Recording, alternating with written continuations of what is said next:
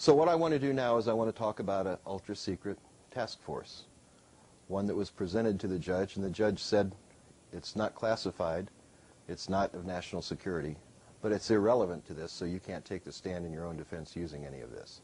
So that allows me to talk to you today without prosecution. Task Force 160 was formed following the debacle in the desert, the problems that we had in trying to rescue the hostages in Iran were compounded by the fact that the wrong aircraft were chosen by our Joint Chiefs of Staff. You have to understand that even in the military, when you get to the level of a Joint Chief, the Joint Chiefs, it's a very political position, and everyone's jockeying to have their own aircraft or their own personnel involved in something that they feel is a slam-dunk rescue effort. Unfortunately, because of politics, many young American soldiers lost their lives in the desert in Iran. When President Bush came into office, or when President Reagan came into office, it's hard to differentiate between the two in that administration. When President Reagan came into office, he decided he didn't want anything like this to happen to him. He knew that the anti-terrorist threat was there and that something would have to be done. So it was decided that they would prepare a task force of aviation assets. These aviation assets were trained and based out of Fort Campbell, Kentucky. Nicknamed the Night Stalkers because our primary function was to fly night vision goggle flight. Night vision goggles or night vision equipment that are hooked to the aviation flight helmets. And we fly in the cover of darkness. The goggles are great except they have no depth perception, and the stress factor flying under goggles is 4 to 5 times that of normal flight, even normal night flight. We would routinely fly cross-country across the United States. We had the availability in later years of air-to-air refueling. We had the availability of bladders, tactical bladders on board to extend our flight day and our flight range. So we would routinely fly cross-country. Some of the bases that we stopped at, because we were a very top-secret organization as Task Force 160 at the time, and Task Force 160, you know, today is the black helicopters flying around the country. Some of the, because of the missions that we flew, it was difficult for us to land in the normal military environment. There are bases set up across the United States with minimum skeleton crews to support, that were able to support us for what we call RONs, rest overnights, as we ended our crew day. These bases are high security bases. One of them in particular in the desert in Nevada that I noticed was set up to handle over 2,000 people. It was a high security imprisonment containment area.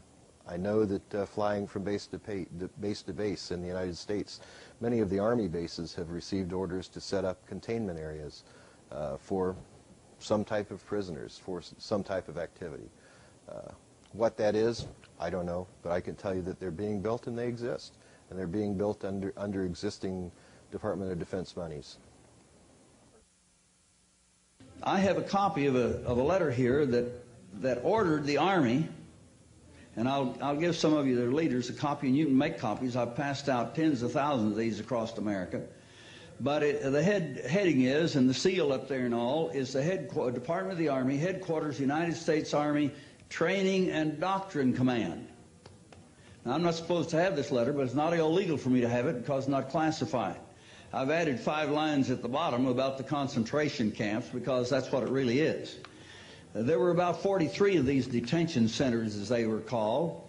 And you know, some 6 months ago, they started stocking food in warehouses for the people they were going to put in them. But in the last few months, they've increased to over 130.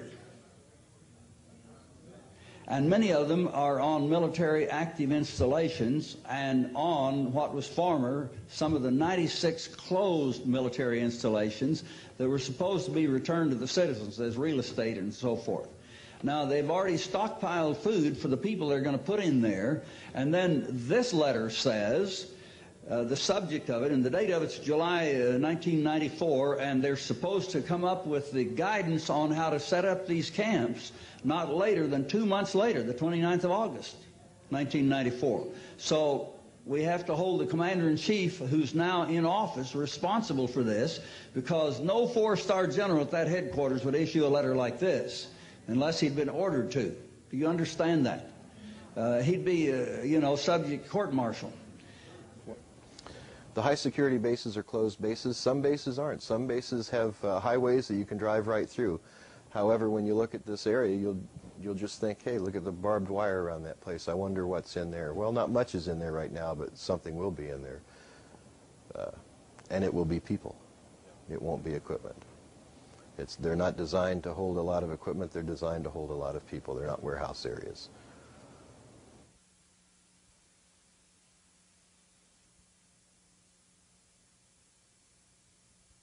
The primary mission of Task Force 160 was to support the anti-terrorism units such as Delta Force, the FBI Special Operation Group. We would provide aviation assets for those assets. On the military side, we would provide aviation assets for special operations, for the SEALs and so forth. However, direct orders and direct functions were controlled by the National Security Council. We didn't fall under the TO&E, which is the equipment. We weren't tasked as members of the military. We were a separate entity altogether. Didn't exist in the military. As a matter of fact, during the Grenada invasion, there's a picture of me from a Louisville newspaper standing on a beach in Grenada with my Hughes 500 with about 70 bullet holes, entry holes into it. I'd sustained 2 broken ribs during the attack, and nothing you will ever find will show that type of aircraft as being one of the aircraft on that invasion. Yet there's a picture of me not being there on the front of the newspaper. The particular reporter, Jim Malone, who's been trying to trace this and get the Air Force or the Army to own up to it, the Army still contends that doesn't exist. That didn't happen. Yet he's the man who was standing there talking to me on the beach, at the beachhead in Grenada.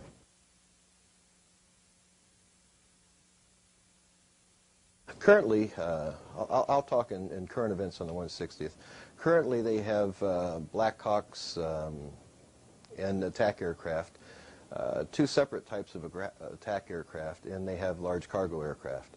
The attack aircraft are the MD instead of Hughes. McDonnell Douglas bought out the Hughes Corporation. They're called the MD Defenders, which is a Hughes 500 beefed up. It's a utility model and it's an attack model, 2 separate models, each very dangerous in their own rights. The Black Hawks are utility aircraft, but they can carry armament and have long-range capabilities. And we have the Chinook aircraft, the Super Chinooks we call them, which are large troop and equipment carriers.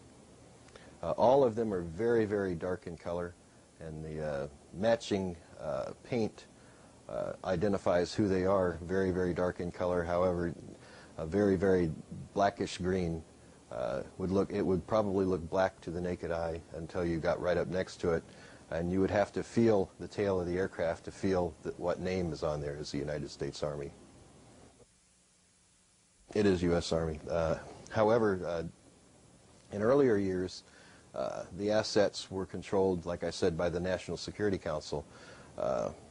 Our particular unit in the Little Birds, many of us were officers from the Central Intelligence Agency or agents from the Central Intelligence Agency. Let me explain to you the difference. An agent is a contract person. An officer is a card-carrying person from the agency. And you were? I was an officer and an agent. On separate occasions, whatever the need was, I would be sheep-dipped out and into a different entity to work as a contract agent. As a matter of record, I was, yes. At our SEPA briefing, that wasn't, the government didn't contest that because they know it's a matter of record. Who I am and what I am now is a matter of public record. What I have to say may be highly contested and should be highly contested about those in power, because what I have to say about them is not a compliment.